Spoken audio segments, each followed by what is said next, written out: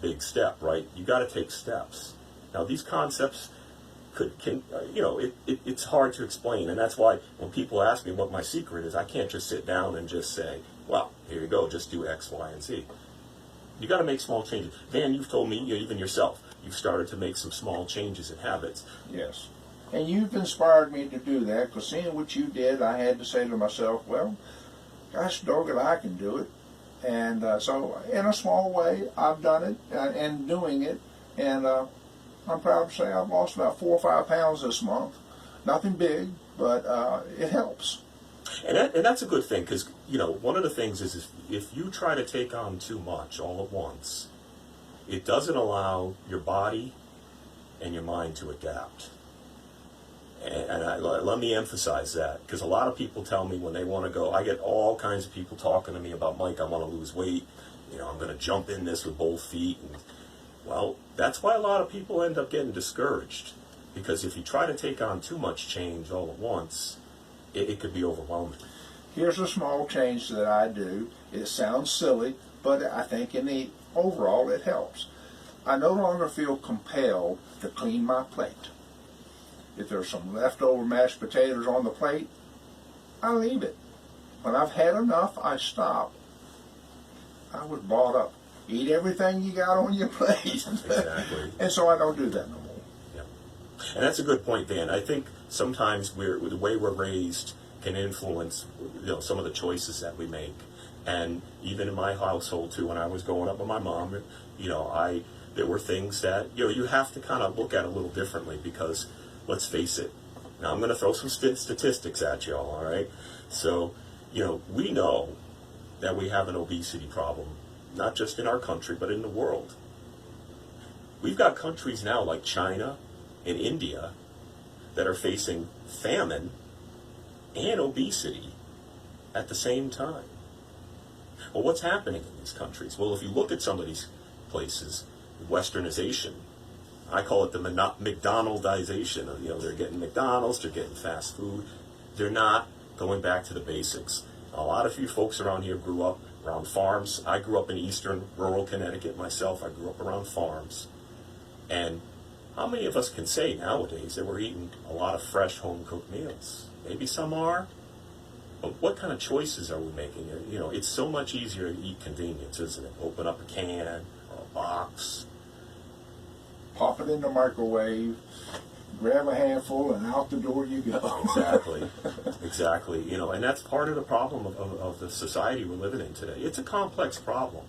And we don't have enough time to talk today about, some of the things I'm seeing. But I hope I can leave you folks with a couple tidbits of advice here. And one of the things is, as we're talking about, is if you are going to make habits, I think many of you understand some of the things that you should kind of cut back on. But I'll give you examples.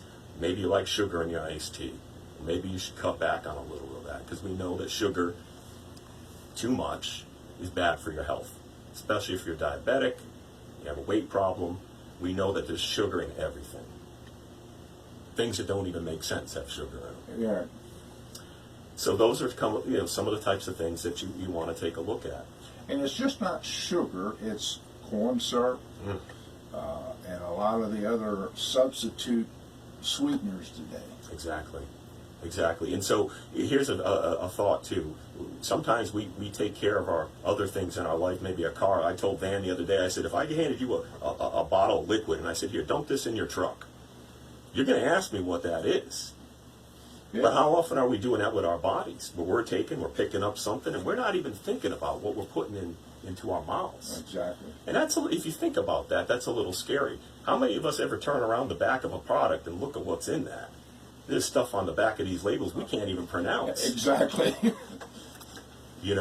And so it really comes down to you are the master of your own body. You own a car, or if you own something, you want to learn at least enough how to take care and maintain it. Well, the higher power, God gave us these bodies. We need to learn how to take care of them, right? We need to learn how to not just take care of the exterior, right, wearing clothes and things like that, but the inside.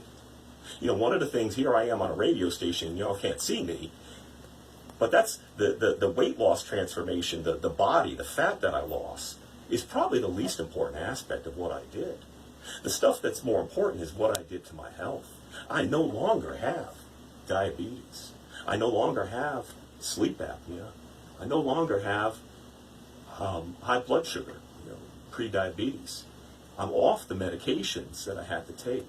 Now, interesting thing, I was reading a statistic on the United States Centers for Disease Control. Over 170 billion, and I think my quote is about right, but over 170 billion dollars, this is a 2008 study, go towards healthcare costs, right? Now, one of the things that the American College of Lifestyle Medicine says, they estimate, are you ready for this? Maybe I'll ask you, Van, what do you think the percentage is of these healthcare costs that they say are due to poor lifestyle choices? You throw a number out. 50%. 50%? I say higher. You say higher? What do you got? Throw a number out. 75. 75. Boy, I tell you what, you're a little low. You were closer though, Rick. 80%. 80%, guys. Now, let me repeat what this is. 80% of healthcare costs, according to the American College of Lifestyle Medicine, are due to factors that are in our control. Lifestyle choices. Now, I'm simplifying it, right? Because lifestyle choice, maybe some of y'all out there have limited mobility, you can't get around as much, so maybe you can't get exercise, or maybe, I can't afford to buy fresh fruits and vegetables and this and that. Well, I think sometimes we make it complicated. We don't necessarily have to go to a special gym, or we have to, eat all these, special foods. It's back to the basics. And I think some of the things you're doing, Van, is we're taking a look at trying to change the way the community is with the healthy foods. You think about the soups you're feeding people, and we make a good effort at trying to get the soups as not just a bowl of soup, but a meal in a jar that's balanced with protein, nourishing vitamin, fresh vegetables out of the garden. People donate that, and we process it, freeze it, and that's what goes in our soups. It's all homemade, even down to the pinto beans. We enjoy what we're doing, and I hope that we're having a little bit of an impact. Mike, when you started walking, yep, what was your first effort at walking like? Sure. And it was funny. It was actually my wife that got me started. I didn't really like walking. Physically, I was okay at 400 pounds at the time. I didn't have a lot of problems physically. But I found it kind of boring at first. And when we would go out, eventually, I started to find that I liked it. Now, a lot of people ask me if I run and this and that. And honestly, I don't like it because it's kind of hard on the knees and whatnot. But eventually, the walking turned into hiking. And as I started venturing out into the woods and into nature, I found that I was opening up kind of mentally and spiritually. I found that as I was communing with nature, it was healing me on the inside. And that's kind of what I needed. And again, guys, you heard me say this in the beginning. This wasn't just about my weight loss. This was about a healing inside, about a person who at one time I hated myself. And to be honest with you, at one time I didn't want to live because I felt so hopeless. But I also had problems, from my childhood that I took on with me, things that happened in my life that caused me to feel sort of that way. And I think a lot of us feel that way. But I found with the walking, it gave me a time to reflect.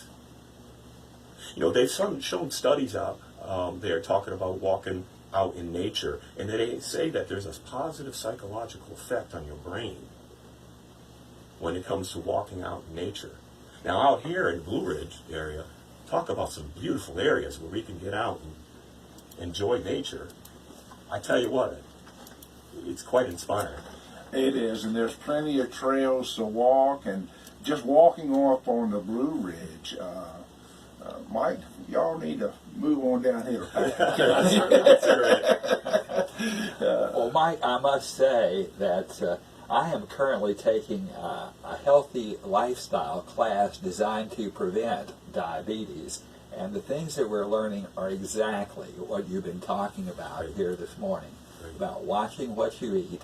And yeah, I think the slogan is, watch what you eat and move your feet. Exactly. You got to be active. It's that simple. Yeah. So, Mike, please tell us your website or where people can go to get Absolutely. more information about you and follow you on Facebook or whatever. Sure. Everything is off my website. It's very simple. MikeInspiresMe.com. Tried to make it simple for people, and off of there you can find my Facebook. I do a weekly program I've been trying called Hike with Mike, where you can see me live out in the woods in some of my hiking spots. And I look forward to seeing you some guys. Fantastic. I have to ask, how much total weight did you lose, and what do you weigh now? Okay, so, well, that's great. I lost about 209 pounds, and at the time, I kind of pushed it a little further than I needed. And I lost, let me tell you, when you lose weight, you also lose muscle. So I kind of gained some back as I've been lifting muscle mass. And today I'm about 225, which I'm a 5'10" guy, but I'm pretty, if you guys check out my pictures, you know, I've put on a nice cut up set of guns here now, so I'm pretty proud of that. You look great. Thank you. Thank you. And your story, it certainly inspires me. That's wonderful. Thank you. Well, Richard, we'll be back next month. I've got some guests coming in, and we're going to talk about the healthy foods that grow wild. And so we're going to talk about some of those things. And I'm certainly glad to have Mike and his lovely wife Terry here with us today. And hopefully when they come back in town, we'll have another program for them. Okay. Well, I've certainly enjoyed listening to your story. Mike, thanks so much for sharing that. Thanks for having me. Okay, Mike Harrington has been our special guest, along with Van Rowe of various Patrick County ministries, including the Patrick County Soup Kitchen over in Patrick Springs. And congratulations on that great thing the Soup Kitchen did for many of your clients yesterday with the Thanksgiving meal. It was a lot of fun, a lot of hard work, but a lot of fun. Mike, you and your wife enjoy your stay here in the mountains of Patrick County. Thank you. Thank you. Thank you.